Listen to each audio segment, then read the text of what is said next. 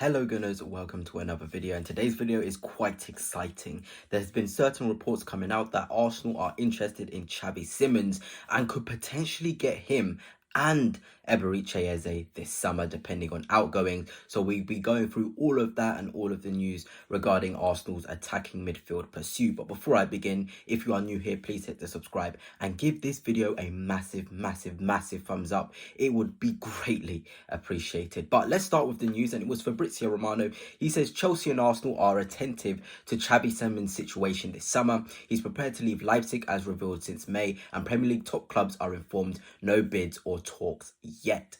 So there you have it. Xavi Simons is of interest to Arsenal and Chelsea. Fabrizio Romano said this a couple of days ago, and when I first saw this, I was so excited. You know, if you follow me on Twitter, you'll know how much I absolutely love Xavi Simons. I think he's a phenomenal player with so many good fundamentals which can really help Arsenal going forward. And he's still so young. I genuinely think this guy can develop to such a high level. But it wasn't just Fabrizio Romano that had the reports. Ben Jacobs, who has been very reliable this summer, has said Arsenal and Chelsea both have Xavi Simons on their radar. As reported last month, Leipzig haven't had any approaches or bids yet. Simons keen on a Premier League move and to leave this summer. Leipzig play 50 plus 30, but not all add-ons triggered since leaving PSG.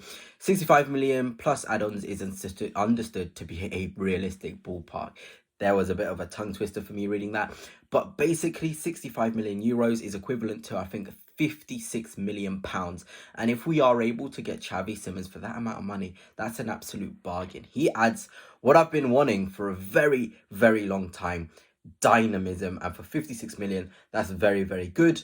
We must also add what Jacob Benz actually said in terms of should Gabriel Martinelli and Leandro Trossard leave Arsenal this summer, the Gunners could sign both Eberechi and Xavi Simons. So if Trossard leaves Arsenal, if Martinelli leaves Arsenal, that leaves an extra space for an Eberechi on top of a Xavi Simons. And that does not excite you, I don't know what will. I've always felt Eze is very productive off the left-hand side, and Simons is very good centrally in terms of his shooting, in the box finishing, variety of finishes, ball carrying in from the middle third to the final third. I think it is very good. So for me, you know, I'm just absolutely delighted. A massive shout out again to Dragon Jersey, who are kindly sponsoring this video. If you want to get yourself some Arsenal kits from the past, from the present, maybe even from the future when they haven't been sort of released yet, Dragon Jersey has them. You can use code Fanatics for 10% off. I highly recommend it, and I've got myself some nice kits from there recently. But let's get on with the video.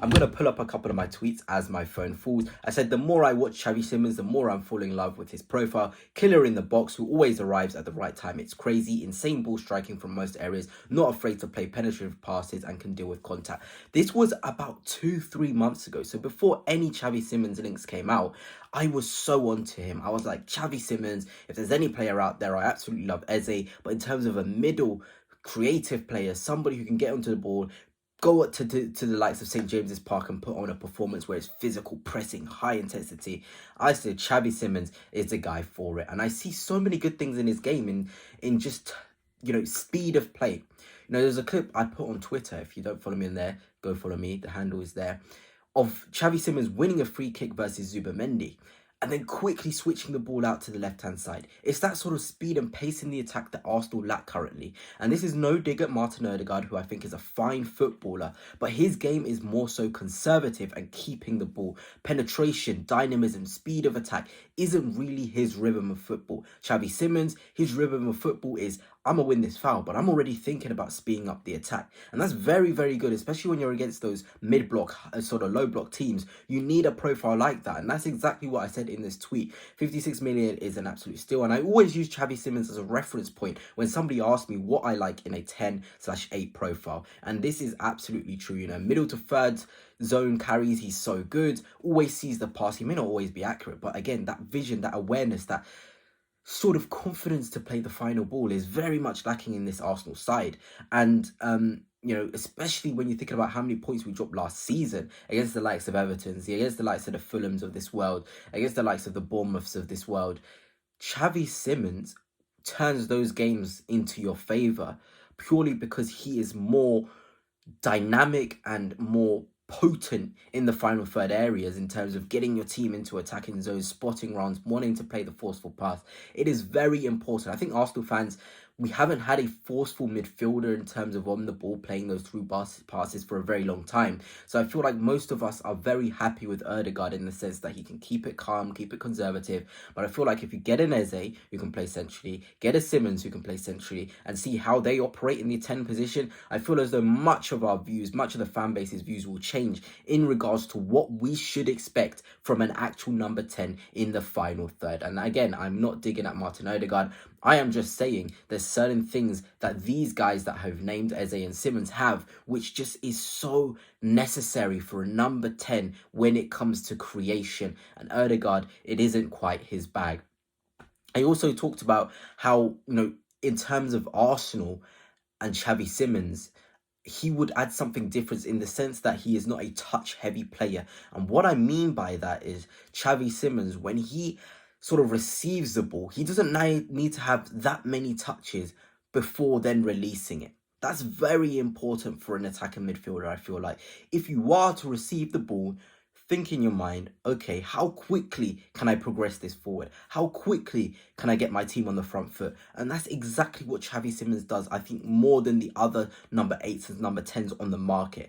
And that's why I just absolutely love him. And in a squad like Arsenal, where we already have many touch-heavy players like Ødegaard, Saka, Noni Madueke, and Trossard, someone like Simmons adds that blend and mix and balance to the squad. When you're thinking about various ways of breaking down teams, Xavi Simmons would be so key to it. There's no sort of doubt about it. I have no doubts about Xavi Simmons and his sort of explosion in a team like Arsenal, where there's a lot of already touch-heavy players, and he adds that dynamism, speed of attack, one touch, bang, bang, bang, forceful nature of play. It is really nice. But I will say, for the first time this summer, if it does come down to the fact that Arsenal have to get one of Eze and Xavi Simmons, I think this is the first time where I'm like absolutely delighted with either of them. Top quality players. Xavi Simmons gives you the short, mid and long term. Eze probably gives you the short and mid term. I'm thinking long term, 6-7 years. In 6-7 years, Eze will be 33, no disrespect to him.